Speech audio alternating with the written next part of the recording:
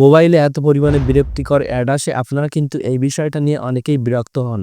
চলুন দেখিয়ে দেই যে কিভাবে এই বিরক্তিকর অ্যাড বন্ধ করবেন। তো সর্বপ্রথম আপনারা আপনাদের ফোন থেকে সরাসরি সেটিংস এর ভিতরে প্রবেশ করবেন। তো সেটিংস এর ভিতরে প্রবেশ করার পর এই যে দেখতে পাচ্ছেন এখানে কিন্তু কানেকশন এন্ড শেয়ারিং বলে একটি অপশন আছে। আপনাদের এই অপশনটি কিন্তু অনেকের নিচে থাকতে পারে, আবার অথবা কিন্তু আপনাদের অনেকের শুধু কানেকশন দেখাতে পারে। তো আপনারা এই অপশনের ভিতরে প্রবেশ করবেন। তারপর এখান থেকে প্রাইভেট ডিএনএস বলে যে অপশনটি আছে এই অপশনে একটি ক্লিক করে দিবেন। এই অপশনে ক্লিক করে দেওয়ার পর আপনাদের ইন্টারফেসটি কিন্তু এমন থাকবে। আপনাদের এখানে কিন্তু অটো সিলেক্ট করা থাকতে পারে। সো আপনারা এখান থেকে এই যে দেখতে পাচ্ছেন স্পেসিফাইড ডিএনএস, আপনারা এখান থেকে এটা সিলেক্ট করবেন। তারপর কিন্তু এখান থেকে ডিএনএস অ্যাড্রেস বলে একটি অপশন আছে, এই অপশনে একটি ক্লিক করে দিবেন।